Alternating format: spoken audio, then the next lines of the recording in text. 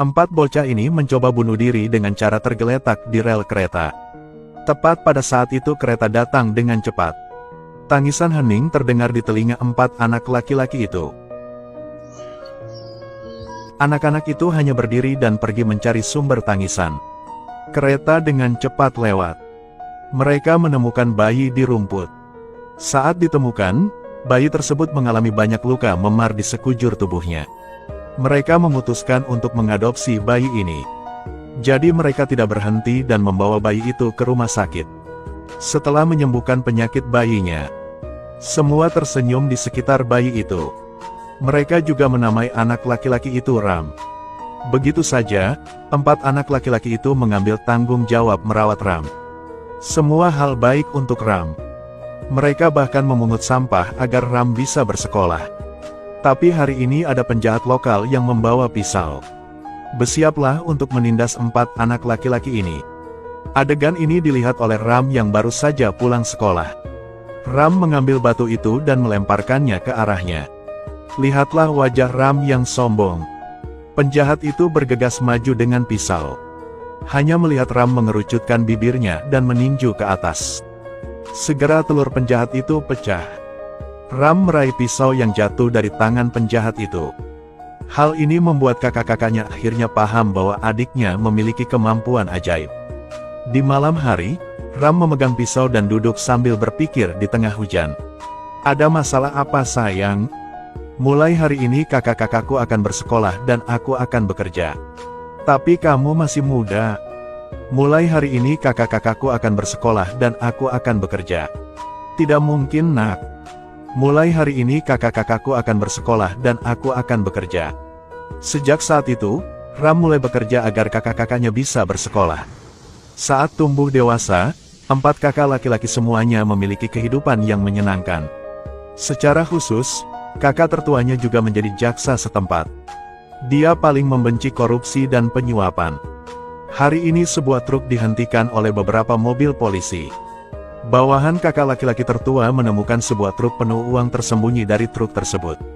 Dan sejumlah besar uang ini milik anggota Kongres setempat. Dia memiliki organisasi gangster yang kuat di belakangnya. Anggota Kongres yang marah datang mencari kakak laki-laki tertua untuk menyuapnya. Sangat arogan, dia membuang kunci Land Rover. Dia juga mengatakan bahwa semua uang 200 juta yang ada di mobil itu adalah miliknya. Kakak tertua tercengang. Anggota Kongres terus berteriak. Kakak tertua masih memegang kuncinya. Kemudian dengan mudah melemparkannya ke bawahan di sebelahnya. Dan beritahu anggota Kongres bahwa ini adalah bukti yang dapat menangkapnya. Tindakan ini mengejutkan anggota Kongres. Anggota Kongres kemudian kembali mengancam kakak tertuanya. Apakah kamu bercanda? Jika kamu melakukannya lagi, aku akan membunuh seluruh keluargamu. Dia dengan cepat melihat sekeliling. Bukan karena dia takut dengan anggota Kongres agresif di depannya ini. Namun dia takut adiknya, Ram, akan mendengarnya membual dan memukulinya sampai mati. Namun, Ram tetap mengetahui kakaknya dibuli. Dia bergegas masuk ke sarang harimau untuk melawan musuh sendirian. Lalu bergegas masuk melalui lingkaran api. Suasana tersebut menyebabkan bebatuan di tanah berterbangan kemana-mana. Seorang pria berjanggut yang memegang gergaji listrik tidak tahu apakah dia hidup atau mati. Bergegas dan langsung diusir. Jatuh dengan keras ke tanah. Kemudian Ram mengambil batang besi itu. Dengan keras, topeng musuh terhempas. Kemudian beberapa orang lagi datang. Batang besi di tangan Ram dimainkan dengan sangat mudah. Lemparkan batang besi itu ke langit. Lalu tangkap di udara. Gunakan kekuatan yang kuat. Kedua kakinya melompat ke udara. Luncurkan serangan.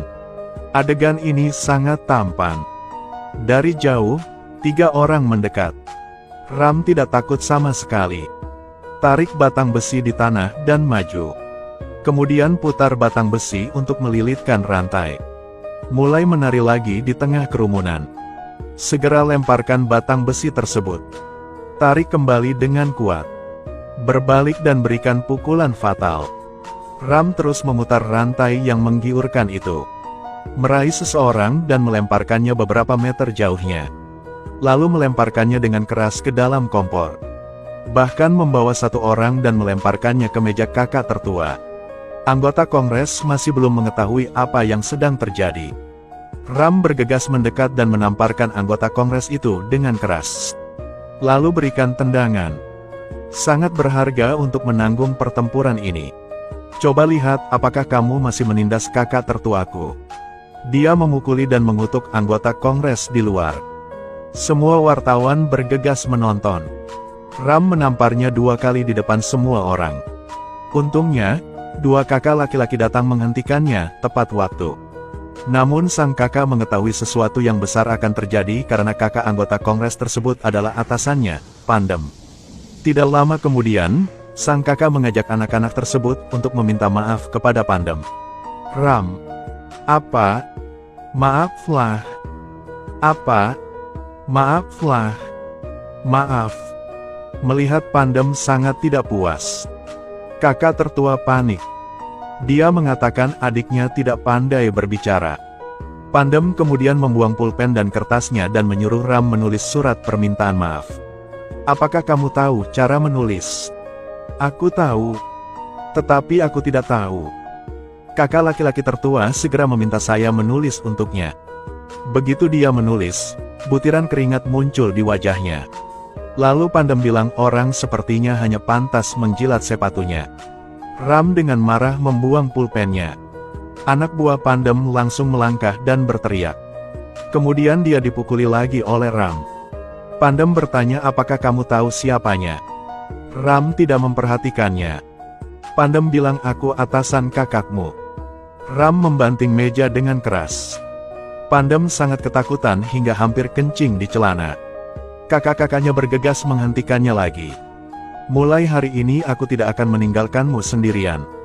Ram segera menjadi tidak senang. Membuka resleting celananya di depan Pandem dan mengejeknya. Namun para pengawal Pandem semuanya menghunus pedang panjangnya. Pandem langsung mengucapkan selamat mencoba. Kali ini Ram akhirnya tidak tahan lagi. Dia tidak tahan orang lain memanfaatkan saudaranya untuk mengancamnya. Lalu terjadilah tendangan internal yang melumpuhkan seluruh kelompok pengawal. Kemudian gunakan kekuatan internal untuk mematahkan pedang dengan mudah. Pandem kini tak berani lagi melontarkan kata-kata provokatif terhadap Ram. Ram langsung memimpin 4 kakak laki-lakinya. Setelah kembali ke rumah, kakak iparnya mulai memasak untuk membuat Ram bahagia. Namun sang kakak mengkhawatirkan adiknya ini. Dia paham bahwa kekuatan kakaknya bukan hanya itu saja. Pasti akan menimbulkan lebih banyak masalah nantinya. Beberapa bulan kemudian, Pandem mendekati orang paling berkuasa di wilayah tersebut, Sankar. Sankar memanfaatkan waktu ketika kakak tertuanya dan Ram tidak ada di rumah. Tangkap semua kakak ipar laki-laki dan kakak laki-lakinya. Saat ini Ram sedang berkendara untuk menjemput keponakan-keponakannya dari sekolah. Para keponakan melihat ayah mereka berlutut di depan orang lain. Meskipun Ram menghentikannya, dia bergegas maju. Tanpa diduga, Sankar menembak dan mengenai kaki gadis itu. Melihat hal tersebut, Ram segera melangkah maju dan meminta maaf kepada Sankar. Tapi tidak peduli apa yang Ram katakan. Sankar masih ingin menembak mati keluarganya. Akhirnya,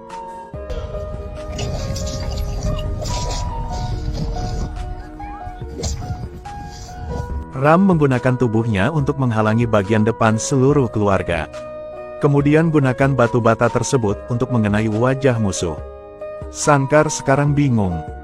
Kemudian musuh mengirimkan sekelompok palu. Ram terbakar amarah. Terburu-buru seperti orang gila menuju arah yang berlawanan. Dia sendiri yang bisa memusnahkan kelompok besar. Lalu terdengar suara papa-papa. Lalu lagi tendang pria lain. Saat ini, seorang lelaki tua memimpin pasukan dari jauh. Dia adalah perwira militer tertinggi di wilayah tersebut. Lihat keterampilan seni bela diri Ram yang tak tertandingi. Jadi ingin mengajak Ram untuk bergabung dengan mereka. Melayani negara. Singkirkan pengkhianat. Tapi sekarang di lembah yang jauh. Kakak laki-laki tertua sedang melakukan perjalanan bisnis dan tiba-tiba ditangkap oleh pemberontak. Kakak laki-laki tertua percaya bahwa kematiannya akan menggerakkan Tuhan. Jadi dia mulai berlari seperti orang gila. Para pemberontak juga terus menembaki dia. Pelurunya benar-benar tahu cara berbelok. Tidak ada satupun peluru yang mengenainya. Dia mengeluarkan ponselnya dan ingin menelepon adiknya Ram. Mintanya untuk datang menyelamatkan mereka. Namun pada akhirnya dia terjatuh dan ditangkap oleh para pemberontak. Ketika pemimpin pasukan pemberontak raja mengetahui hal ini, lagi tidak panik. Dia percaya bahwa hanya Tuhan yang bisa menghadapinya. Semakin banyak orang yang datang, dia akan membunuh banyak orang. Saat ini, Ram menunggang kuda dari jarak ribuan mil dan bergegas ke depan. Kemana kudanya pergi? Ledakan terjadi di sana. Ketika dia tiba, kakak tertuanya meneleponnya. Sekali lagi, menemukan bahwa tidak ada seorang pun di sana. Tiba-tiba sebuah jaring besar jatuh dari langit. Benar sekali, dia sengaja membiarkan para pemberontak menangkapnya. Tujuan utamanya adalah untuk menemukan lokasi pasti para pemberontak. Dari sana untuk menyelamatkan kakaknya. Kakak laki-laki tertua tahu bahwa adiknya sengaja berusaha ditangkap. Bawahan raja maju dan mengatakan Ram telah membunuh lebih dari 3.000 kakak mereka di depan mereka. 1.000 orang terbunuh saat menanyakan arah. 1.000 orang terbunuh di sepanjang jalan. 1.000 orang terbunuh ketika mereka datang ke sini. Ram dengan angkuh mengatakan bahwa tidak peduli berapa banyak sampah yang miliki, tidak cukup baginya untuk membunuh. Setelah berbicara, gunakan kekuatan dengan kedua tangan. Hancurkan rantai dan pilar batu yang mengikatnya. Ini seperti mainan di tangannya. Dia pun dengan mudah mengalahkan beberapa nama besar pemberontak. Kemudian dia menerima pistol yang datang entah dari mana. Berdiri melawan pemberontak. Dia menembak dan membunuh kelompok pemberontak. Bahkan gunung itu pun dirusak olehnya. Kemudian Ram membawa kakak tertua dan kelompoknya. Bertarung saja dan tinggalkan lembah. Namun pada akhirnya raja tetap menghalanginya. Raja sangat percaya diri dengan kekuatannya. Keduanya mulai saling berhadapan secara langsung. Ram menebas tubuh raja. Tapi raja tidak melawannya. Gunakan kapak lagi untuk menebas kakak tertua. Rama sekarang marah. Bergegas dan menebaskan kapak ke tubuh raja. Namun kakak laki-laki tertua ditebas pada titik yang fatal. Hembuskan napas dan kembali ke surga. Begitu saja, sang kakak tertua meninggal di pelukan adiknya, Ram. Ram membawa kembali tubuh kakaknya. Kakak iparnya memegang segenggam abu suaminya.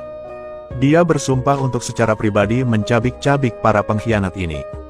Balas dendam untuk suaminya. Beberapa hari kemudian, seorang pria berpakaian hitam keluar dari jeep. Itu adalah pemberontak raja. Ternyata itu setelah dia ditebas oleh Ram. Masih beruntung masih hidup. Saat ini, kakak ipar tertua juga datang dari jauh. Lalu beritahu raja bagaimana dia akan menghancurkan mereka. Kalau begitu datanglah. Ram. Dewa perang akhirnya kembali. Tangan memegang tombak. Menunggang kuda, bergegas maju dengan bebas. Kali ini raja memberi isyarat bahwa juniornya tidak membutuhkan bantuan. Rama terbakar amarah. Angkat raja dan usir dia dengan paksa. Raja terjatuh ke tanah dan menghempaskan kedua anak buahnya. Lalu dia menamparkan keras dan berdiri. Singkirkan tepung dari rambutnya. Lalu kedua kepala itu saling memukul dengan sangat keras. Ram memanfaatkan kesempatan itu untuk terus memukul raja. Setiap pukulan mengenai daging. Lalu melompat lagi. Lemparkan tendangan yang bagus. Menyebabkan semua orang terjatuh. Raja mengambil pedang dari tanah. Bergegas menebas ke arah Ram. Tapi Ram sangat kuat. Setiap tebasan bisa dia hindari dengan mudah. Pedang itu akhirnya terbang keluar. Terjebak di pohon. Ram kemudian meraih lengan lawannya dan meninjunya dengan keras. Tulang Ram dipukuli hingga berkeping-keping. Ram menangkap manik besi yang dilempar kakaknya. Lalu serang raja terus-menerus. Lagi pula, tidak tahu berapa kali. Serangan terakhir adalah pukulan kail dari bawah. Raja terdorong mundur beberapa meter. Tanpa sengaja lehernya terpotong oleh pedang yang tertancap di pohon. Begitu saja, orang jahat itu akhirnya dikalahkan. Di akhir film, arwah kakak tertua muncul di samping Ram. Ram juga akan menjaga kakak iparnya dan keluarganya atas nama kakak laki-lakinya.